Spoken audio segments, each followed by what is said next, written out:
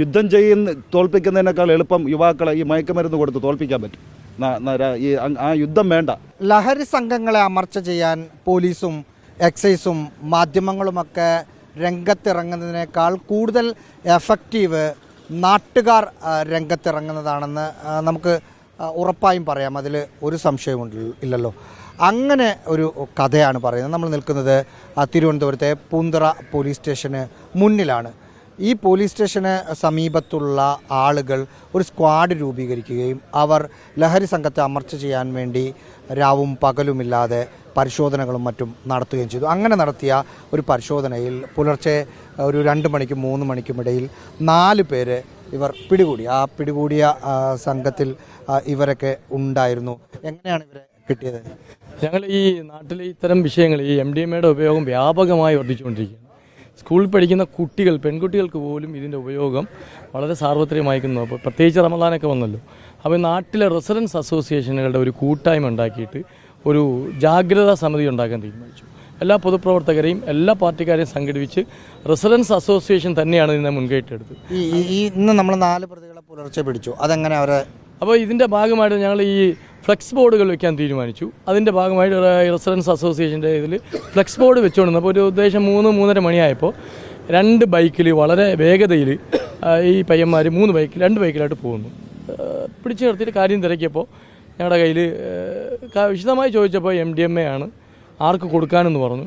അത് ആ വീട്ടിലെ ഒരാൾ പറഞ്ഞിട്ട് കൊണ്ടുവന്നെന്ന് പറഞ്ഞു.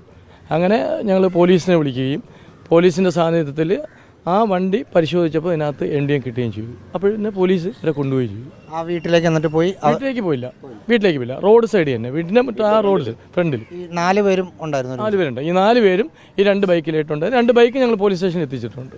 അതിന് മുമ്പ് നിങ്ങൾ 2 പേരെയും കൂടെ പിടിച്ചിരുന്നോ? ഇന്നലെ വൈകിട്ട്? ഇന്നലെ വൈകുന്നേരം 2 മണിക്ക്. ജാഗ്രതാ സമിതി 40 പേര് അടങ്ങുന്ന ഒരു സ്ക്വാഡ് ഞങ്ങളിങ്ങനെ രൂപീകരിച്ചിട്ടുണ്ടായിരുന്നു. രാത്രി കാലങ്ങളിൽ അല്ലേ 3-4 ദിവസം മുമ്പാണ് 2 പേര്. അതായത് പിടിച്ചത് ഇന്നലെയാണ്.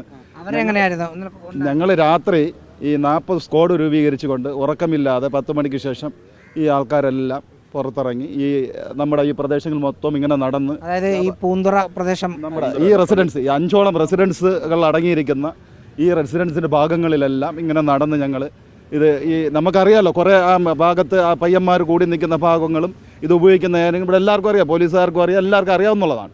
അപ്പോൾ ഇത് ഇവരെ കൊണ്ട് പറ്റാത്തത് കൊണ്ട് ഞങ്ങളിങ്ങനെ ഒരു സ്ക്വാഡ് രൂപീകരിച്ചുകൊണ്ട് ഇറങ്ങിയതിലാണ് ഈ ഇവർ പിടിക്കപ്പെടുന്നത്. ചെറുപ്പക്കാരെ പിടിക്കാൻ ചെറുപ്പക്കാർ തന്നെയാണ്. അതെ സജീവമായിട്ടുണ്ട്. ചെറുപ്പക്കാരെല്ലാം മുന്നിട്ട് തന്നെ ഇറങ്ങുന്നത്. ഇതിന് ഒരു കോംപ്രമൈസും ഇല്ല. ചെറുപ്പക്കാർ മൊത്തത്തിൽ ഇതിൽ ഒന്നടങ്ങ് ഇറങ്ങിയിരിക്കുകയാണ്. അപ്പോൾ അതേ നമുക്ക് പറയാനുള്ളൂ. ഇങ്ങനെ ഇറങ്ങുമ്പം സ്വാഭാവികമായിട്ടും അവരൊന്നും പേടിക്കും എന്ന് വിചാരിക്കാം. അതെ, നമ്മുടെ നാട്ടിനെ നന്നാക്കാൻ വേണ്ടി നമ്മൾ തന്നെ ഇറങ്ങിത്തരും. എല്ലാവരും ഒത്തൊരുമിച്ച് ഇറങ്ങിയാലേ നാട് നന്നാവുള്ളൂ. അവരുടെ ഭാഗത്ത് നിന്ന് ഒരു പ്രതിരോധം സ്വാഭാവികമായിട്ടും മിക്ക സ്ഥലത്തും കാണുന്നുണ്ട്. ഇവിടെയും അതാണ് രാവിലെ നിങ്ങളിപ്പോഴും ഇതുപോലെ കണ്ടത്. ഒരു പയ്യൻ്റെ അച്ഛൻ തന്നെ വന്നു പിടിച്ചു കൊടുത്തവരോട് ആക്രമിക്കാൻ വേണ്ടി വരുന്നതാണ് നമ്മൾ നേരത്തെ കണ്ടത് ഇവിടെ. അപ്പോൾ ഇതിൽ നമ്മൾ മനസ്സിലാക്കേണ്ടത് കോടതികൾ, ബഹുമാനപ്പെട്ട കോടതികൾ കൂടി അല്പം കൂടി ഇക്കാര്യത്തിൽ ഒരു ജാഗ്രത കാണിക്കണം. കാരണം നാട്ടുകാർ ഉറക്കം ഇല്ലാതെയാണ് ഇതിൻ്റെ സ്ക്വാഡ് പ്രവർത്തനം നടത്തി ഇത് പിടിച്ചു കൊടുക്കുന്നത്. പക്ഷേ കോടതി പോയാൽ പെട്ടെന്ന് ജാമ്യം ലഭിക്കുന്ന ഒരു സ്ഥിതിവിശേഷമുണ്ട്. അതുകൊണ്ട് ബഹുമാനപ്പെട്ട കോടതികൾ ഇക്കാര്യത്തിൽ ഒരു ജാഗ്രതാപൂർവമായിട്ടുള്ള ഒരു ഏർപ്പാടുണ്ടാവണമെന്നാണ് ഈ നാടിന് വേണ്ടി ഞങ്ങൾക്കെല്ലാം അഭ്യർത്ഥിക്കാൻ വേണ്ടിയുള്ളത്.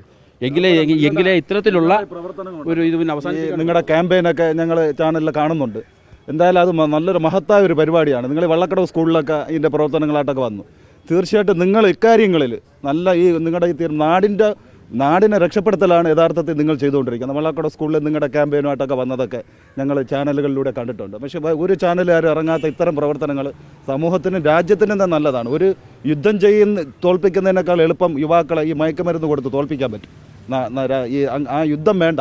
അതിനേക്കാൾ വളരെ എളുപ്പത്തിൽ തോൽപ്പിക്കാൻ പറ്റുന്നതാണ് ഈ മയക്കുമരുന്ന് പോലുള്ള സാധനങ്ങൾ. നമ്മളെല്ലാം പത്ര ചാനലിലൂടെ മറ്റും നാട്ടിൽ നടക്കുന്ന സംഭവങ്ങൾ കാണുന്നുണ്ട്. അതുകൊണ്ട് നിങ്ങളുടെ ചാനലിൻ്റെ പ്രവർത്തനം നിങ്ങൾ എത്ര പ്രശംസിച്ചാലും അതിൽ മതിയാവില്ല. അത്ര രീതിയിൽ നല്ലതാണ്. ഇത് നാടിന് ഗുണകരമാകുന്ന ഒരു പ്രവർത്തനം സ്വാഭാവികമായും നാട്ടുകാരുടെ ഭാഗത്തു നിന്നുണ്ടാകുന്നു. ഇത് മാതൃകയാക്കാവുന്നതാണ്. ഇതുമൂലം ഉണ്ടാകുന്ന ചില പ്രശ്നങ്ങൾ സ്വാഭാവികമായും മറ്റ് സ്ഥലങ്ങളിൽ ഇത് സദാചാര പോലീസ് ചമയുകയാണോ എന്ന ചോദ്യങ്ങളൊക്കെ ഉയർന്നു വരികയും ചെയ്യാം. സ്വാഭാവികമായിട്ടും അങ്ങനെയൊന്നും സംഭവിക്കാതെ ഈ തരത്തിലുള്ള പ്രവർത്തനങ്ങൾ നടത്തുകയാണെങ്കിൽ ലഹരിക്കെതിരായ പോരാട്ടം ഏറ്റവും സക്സസ് ആയി നടത്താൻ കഴിയുന്ന ആളുകൾ ഈ പൂന്തറ പോലെ മറ്റ് സ്ഥലങ്ങളിലും ആളുകൾക്ക് രംഗത്തിറങ്ങിയാൽ കഴിയും എന്നാണ് ഇത് നമുക്ക് നൽകുന്ന ഒരു ഉദാഹരണം.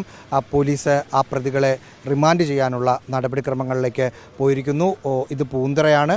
പിടികൂടിയ ആളുകൾ ഭീമാപ്പള്ളി വിഴിഞ്ഞം പ്രദേശത്തുള്ള ആളുകളാണ് എന്നാണ് പോലീസിൽ നിന്ന് മനസ്സിലാക്കാൻ സാധിക്കുന്നത്. വീഡിയോ ജേർണലിസ്റ്റ് മനു ബാലകൃഷ്ണനൊപ്പം reporter Rahees Rasheed, in reporter, Thiruvananthapuram.